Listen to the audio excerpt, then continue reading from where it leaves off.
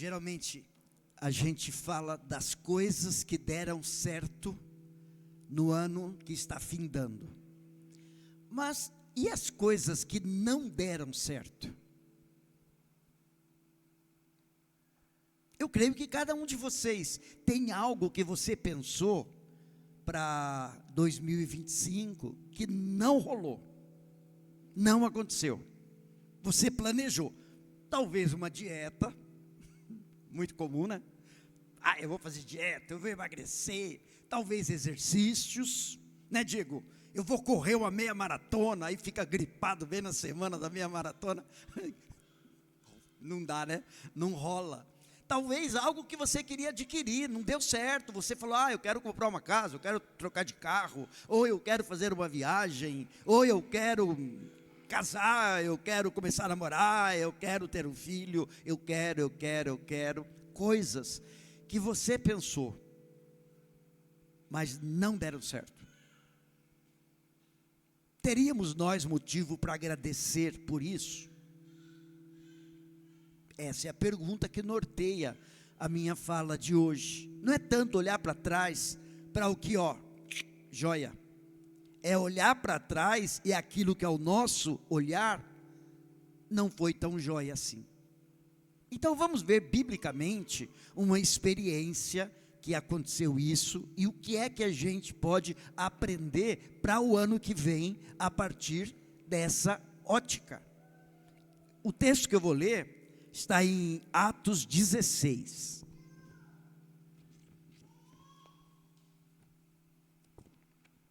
Atos 16.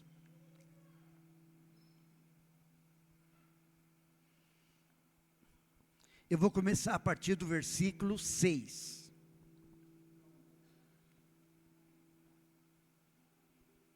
Atos 16, 6 diz assim: E percorrendo a região frígio-gálata, tendo sido impedidos pelo Espírito Santo de pregar o Evangelho na Ásia, defrontando Mísia, tentavam ir para a Bitínia, mas o Espírito de Jesus não o permitiu. E tendo contornado Mísia, desceram a Troade. À noite, sobreveio a Paulo uma visão, na qual um varão macedônio estava em pé e lhe rogava, dizendo: passa Macedônia e ajuda-nos. Assim que teve a visão, imediatamente procuramos partir para aquele destino, concluindo que Deus nos havia chamado para lhes anunciar o Evangelho. Veja, o texto começa dizendo de dois momentos que o Espírito Santo não confirmou um plano de Paulo e Timóteo. Eles estavam percorrendo a região frígio-gálata e estavam intencionando a ir na direção oeste, mas eles foram impedidos pelo Espírito de pregar o Evangelho na Ásia. A Ásia é a região próxima ao que é hoje a Turquia. Então a intenção deles era ir naquela direção. Mas, quando eles chegaram na Mísia, eles pensaram ir para a Bitínia, mas o Espírito não permitiu. A região da Bitínia, se você conhece o mapa mundi, tem o Mar Negro. Para cima do Mar Negro você vai ter Ucrânia, você vai ter um pedaço da Rússia, para baixo você vai ter aquilo que é Turquia. A intenção de Paulo era ir a oeste. E se Paulo vai na intenção dele, ele ia na direção da Ásia Menor, na direção da Ásia, na direção da Rússia, China, Japão, ele ia ao Oriente. Mas diz o texto que o Espírito Santo não permitiu. E aí eles, contornando a Mísia, desceram até Troade. Troade, uma cidade portuária. E ali em Troade, Paulo teve uma visão. E nessa visão, um macedônio, um homem da Macedônia, uma das regiões administrativas do Império Romano, um varão macedônio estava em pé e dizia: passa a Macedônia e ajuda-nos. Assim que teve a visão, imediatamente procuramos partir para aquele destino, concluindo que Deus nos havia chamado. Eles atravessaram o mar, e aí eles foram na direção da Europa. Eles iriam na direção da Ásia, e ali o Espírito os conduziu, e eles foram para a porta de entrada da Europa. Diz o texto na continuação do versículo 11: tendo, pois, navegado de Troade, seguimos em direitura a Samotrácia, no dia seguinte a Neápolis, e dali a Filipos, cidade da Macedônia, primeira do distrito e colônia. Nessa cidade permanecemos alguns dias. Então, Paulo, ele teve duas intenções não confirmadas, dois projetos que não deram certo, e o Espírito Santo orientou a ele que ele fosse à esquerda. Para quem está olhando o mapa de frente, ele atravessasse o mar, e ele fosse um braço de mar, e ele fosse até a Grécia, a porta de entrada para a Europa, região da Macedônia, especificamente cidade de Filipos. Por quê? O texto continua, versículo 13. No sábado, saímos da cidade para junto do rio, onde nos pareceu haver um lugar de oração, e assentamo-nos, falamos às mulheres que para ali tinham concorrido. Certa mulher chamada Lídia, da cidade de Tiatira, vendedora de púrpura, temente a Deus, nos escutava. O Senhor lhe abriu o coração para atender às coisas que Paulo dizia. Depois de ser batizada, ela e toda a sua casa nos rogou, dizendo: se julgais que eu sou fiel ao Senhor, entrai na minha casa e aí ficai. E nos constrangeu a isso. Então Paulo e os seus companheiros, Timóteo, depois Lucas entra na equipe, Silas também, eles no sábado eles procuram um lugar de oração, eles procuram a beira do rio, e na beira do rio ele encontra um grupo de mulheres, a gente pode dizer que o primeiro fruto do trabalho na Europa foi uma mulher, essa mulher era Lídia era vendedora de púrpura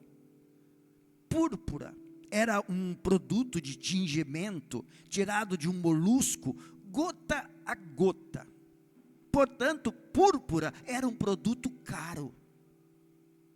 Os reis se vestiam de púrpura, os nobres se vestiam de púrpura. Púrpura não era para qualquer um.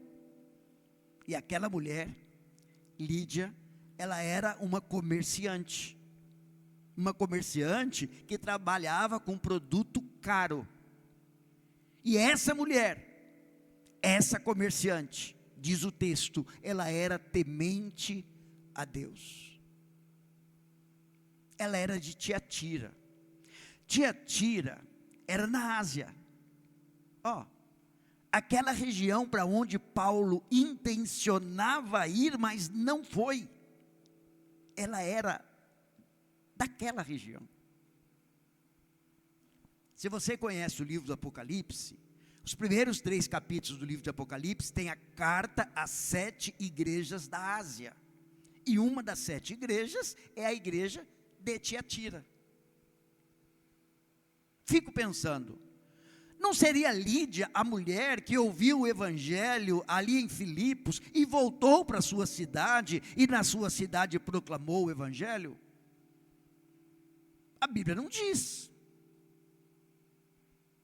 mas há uma lógica. Podemos imaginar que ela, sendo uma mulher descolada, uma comerciante, vendedora, certo? Uma mulher falante, ela volta para a sua cidade, e na sua cidade, ela leva o evangelho que ela ouviu da boca de Paulo. Viu? Mas peraí, me ajuda a entender. Você não está dizendo que ela era temente a Deus? Sim. Há muitas pessoas que são tementes a Deus, mas ainda são ignorantes do caminho estabelecido por Deus. Porque o nosso temor a Deus não nos une a Deus. O único caminho que nos une a Deus é Cristo. Eu sou o caminho, a verdade e a vida. Ninguém vem ao Pai a não ser por mim. Aquela mulher, por quanto fosse religiosa, se não fosse pelo caminho de Cristo, ela ainda estava ao largo, distante do caminho. E aí diz o texto que ela era temente a Deus, escutava Paulo, e o Senhor lhe abriu o coração para atender às coisas que Paulo dizia. E por isso foi batizada. Ela deu crédito, ela creu, ela deu crédito na mensagem que Paulo pregava sobre o Evangelho, ela creu, e como sinal da sua fé, ela foi batizada. Depois de batizada, ela constrangeu Paulo e Timóteo e mais os seus companheiros que fossem hospedados junto com ela, e eles ficaram hospedados, e dali a vida continua em Filipos, versículo 16.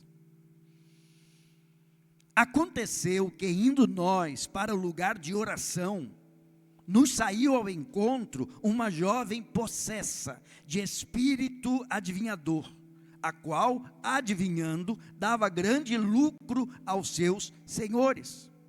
Seguindo a Paulo e a nós, clamava dizendo: estes homens são servos do Deus Altíssimo e vos anunciam o caminho da salvação. Isso se repetia por muitos dias. Então Paulo, já indignado, voltando-se, disse ao Espírito: em nome de Jesus Cristo, eu te mando, retira-te dela. E ele, na mesma hora, saiu. O encontro de Paulo com Lídia foi numa das idas ao lugar de oração. Paulo continuou indo ao lugar de oração. No lugar de oração, Paulo encontrou uma jovem que a seguia, era uma jovem escrava. E essa jovem escrava dava lucro para os seus senhores, porque ela tinha um espírito adivinhador. Muito cuidado. Muito cuidado. É um parêntese. Nós estamos vivendo um tempo de crescimento da fé nesse tipo de coisa. Espíritos de adivinhação. E esses espíritos, às vezes, acertam. Porque eles sabem, eles podem entender o que você pensa. Eles não podem saber se vai dar certo. Mas eles podem chutar. Se de cada 10 acertarem 6, muita gente vai dar crédito. Eu fui lá e ele falou exatamente isso. Espíritos de adivinhação não são oriundos de Deus. Oriundo de Deus é espírito de discernimento, de compreensão, o que sim e o que não. Discernimento. Essa jovem escrava, ela fazia adivinhações, cobrava para isso, mas esse dinheiro não ficava para ela, esse dinheiro ficava para os seus senhores. Mas há algo muito interessante na história dessa mulher, é que ela, possessa por espírito, ela saía atrás de Paulo, dizendo o seguinte, ela dizia assim: estes homens são servos do Deus Altíssimo, e vos anunciam o caminho da salvação. Não era isso que Paulo estava fazendo? Era isso. Era isso. Lembra quando alguns espíritos, diante de Jesus, eles proclamavam, dizendo: eu sei quem tu és, o Santo de Deus. Os espíritos sabem. Porque os espíritos que hoje nós chamamos de demônios, eles eram anjos criados por Deus e rebelaram-se contra o Senhor. Mas eles conhecem as coisas espirituais. E eles não são bobos. Eles não são limitados como nós somos limitados. Eles conhecem bastante coisa. Por isso, para fazer adivinhação é muito fácil. Mas, Paulo ficou incomodado. Porque a verdade não pode sair por um canal contaminado. Porque se a verdade sai por um canal contaminado, e alguém acreditar naquilo, der crédito àquilo, tudo que aquele canal contaminado disser depois, vai ser recebido como verdade. Ah, mas se ele falou que Paulo anunciou o caminho da salvação, e é verdade, então se ele está dizendo outra coisa, é verdade também. Então, cortava o mal pela raiz. Não pode permitir que essa verdade seja proclamada por lábios contaminados, porque senão a verdade e a mentira vão se misturar. Então Paulo repreende o espírito que está naquela mulher. Em nome de Jesus, sai dela. E diz o texto, diz a Bíblia, na mesma hora saiu. Outro parêntese. A Bíblia não declara que essa mulher se converteu, nasceu de novo. A Bíblia não declara. Mas há bons motivos para entendermos que aquela obra que Deus começou, Ele completa. Como é que é a música do seu batismo? Deus começou uma obra em mim e Ele é fiel para completá-la. No batismo do Eduardo, em 2023. 2003. E está sendo fiel até hoje. E uma das provas está aí, né? Aval. Então assim, nós temos bons motivos para crer que a obra que Deus começou na vida daquela mulher, naquela ocasião, Ele se completou. E se completou, um segundo fruto daquela aparente frustração de projetos. Mas a história não acaba. Versículo 19. Vendo seus senhores que se lhes desfizera a esperança do lucro, agarrando em Paulo e Silas, os arrastaram para a praça à presença das autoridades. E levando-os aos pretores, disseram: estes homens, sendo judeus, perturbam a nossa cidade, propagando costumes que não podemos receber nem praticar, porque somos romanos.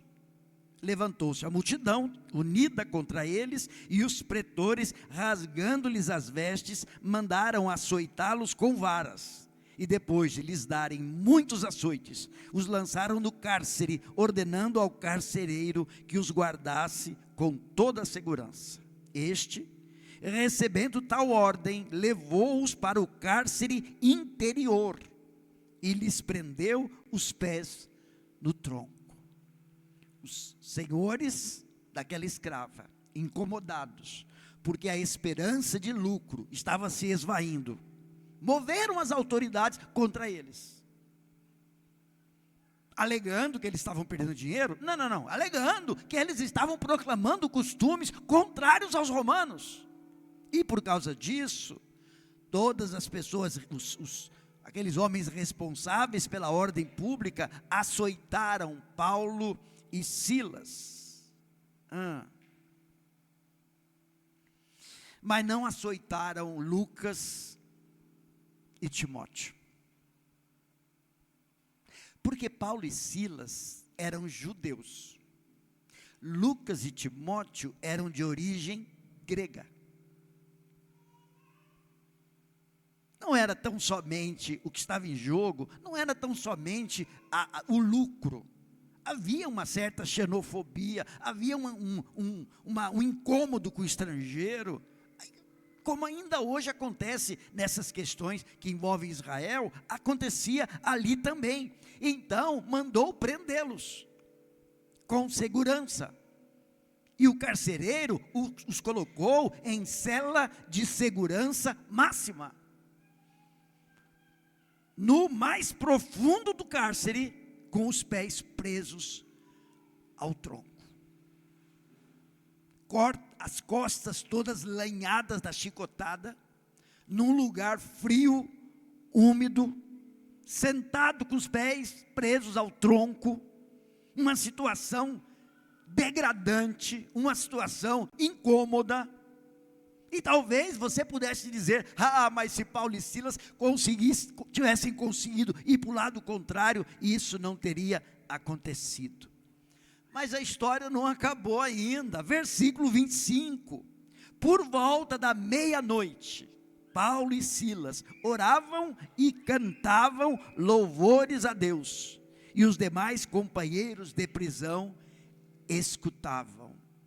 Não estava Paulo reclamando, não estava Paulo dizendo, puxa vida, se a gente tivesse ido para o outro lado, para outro lugar. Não, eles estavam com as costas lanhadas, os pés presos, no lugar frio, meia-noite, quando os fantasmas são mais terríveis das nossas imaginações.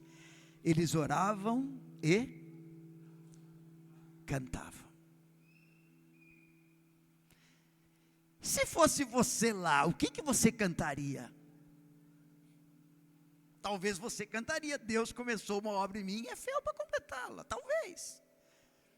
Talvez você cantaria, tu és fiel, Senhor. Né? Tu és fiel, Senhor. Talvez você cantaria, não há Deus maior, não há Deus melhor. Cada um de nós, numa situação dessa, com uma fé firmada, cantaria algo da nossa realidade, algo significativo para nós. Pensa nisso, o que você cantaria? Né? É o que eles estavam fazendo. De repente, versículo 26, de repente, sobreveio tamanho terremoto que sacudiu os alicerces da prisão. Abriram-se todas as portas e soltaram-se as cadeias de todos. Meia-noite, eles cantavam. Um terremoto fez com que as portas abrissem e os grilhões soltassem. O carcereiro despertou do sono e, vendo as portas abertas do cárcere, puxando a espada, ia suicidar-se, supondo que os presos tivessem fugido. Era a pena para o carcereiro que permitisse a fuga, ser morto. E ele disse, eu não vou esperar que ninguém me mate, eu me mato. Pegou a espada e ia matar-se. Mas Paulo bradou em alta voz, não te faças nenhum mal, que todos aqui estamos. Então o carcereiro, tendo pedido uma luz, entrou precipitadamente e trêmulo prostrou-se diante de Paulo e Silas. Depois, trazendo-os para fora, disse, senhores, que devo fazer para que seja salvo? Responderam-lhe, crê no Senhor Jesus, e será salvo tu e a tua casa. E lhes pregaram a palavra de Deus, e a todos os de sua casa. Naquela mesma hora da noite, cuidando deles, lavou-lhes os vergões dos açoites. A seguir, foi ele batizado e todos os seus. Então, levando-os para a sua própria casa, lhes pôs à mesa, e com todos os seus, manifestava grande alegria por terem crido em Deus. Tudo isso em Filipos. Naquela experiência, o Senhor vem e se manifesta àquele carcereiro. E aquele carcereiro ouve a verdade, dá crédito à verdade, confirma pelo batismo, e diz o texto, que grande alegria se manifestava entre eles, por terem crido em Deus. Não seria isso que falta para você, que tem buscado alegria na alma, e não tem encontrado? Não seria este o problema que você tem, de você buscar nos prazeres, nas riquezas, no trabalho, nos amores, e não encontrar essa alegria? Porque essa alegria, ela vem tão somente através da pessoa de Cristo Jesus.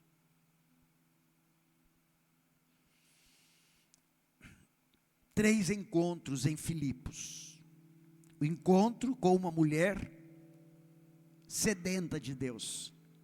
Uma mulher que buscava Deus, procurava Deus, orava a Deus, mas ainda estava ignorante do caminho da salvação. Uma segunda pessoa, uma mulher abusada. Sim, ela não era primeiramente uma mulher possessa, ela era uma mulher usada pelos seus senhores, ela era escravizada. O que ela fazia não porque ela ganhava alguma coisa, porque os seus senhores ganhavam.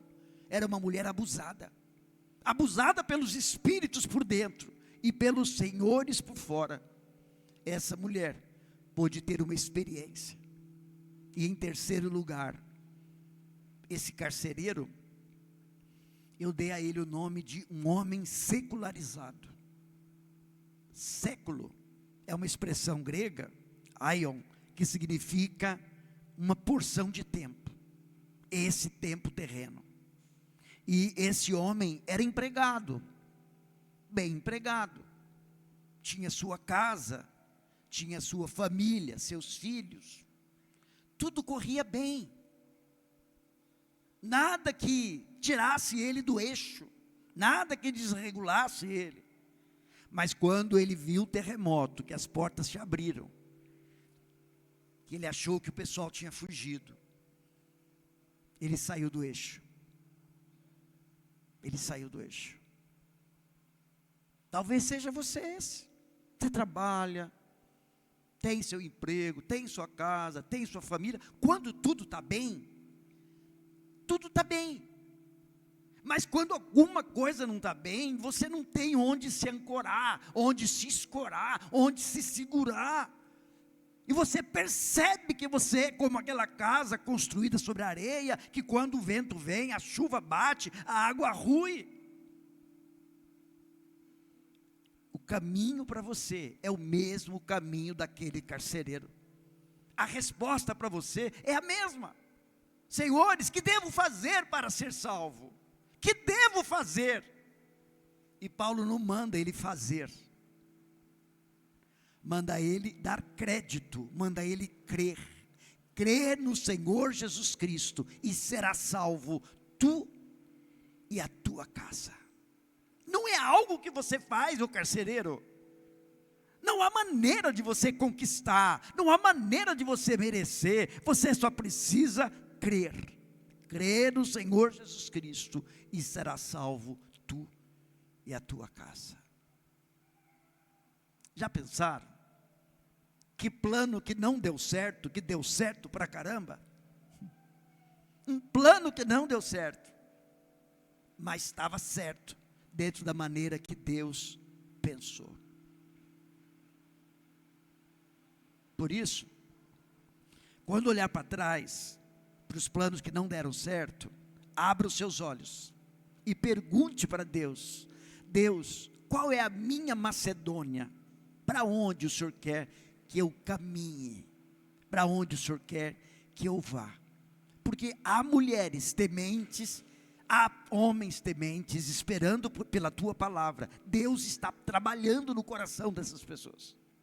Há pessoas endemoniadas esperando pela tua palavra de ordem para que elas sejam livres. Há homens secularizados, mulheres secularizadas, que têm a vida normal, até que algo deixe de ser normal. Aí o desespero bate, a falta de esperança chega. Deus quer usar você. Abra seus olhos. Abra os seus olhos para os planos que não deram certo. Abra os seus olhos para os planos que deram certo. Abra os seus olhos para observar perto de quem Deus está te colocando. Porque Deus quer usar você como instrumento de salvação na vida de pessoas. Quando eu pensava nessa mensagem, eu lembrava, cheguei a pensar, Jonatas, está lá, Jonatas. Viu, Jonatas? quando eu estava meditando essa mensagem, eu cheguei a pensar numa música. Pensei, mas esqueci. Na minha idade eu estou esquecendo tudo, né, Karine? Esqueço o aniversário da Karine, no dia seguinte cumprimento chamando de Caiane. Quer dizer, está tudo certo, né? Mas sabe a música que eu lembrei? Bem sei que tudo podes, meu amado, nenhum dos teus planos é frustrado, ainda que com perdas e com dor, eu sei que seguirei a ti, Senhor. Os teus caminhos posso não entender, Senhor, mas sei que tudo é visando meu crescer. Se lutas e tribulações eu tenho que passar, te peço forças para continuar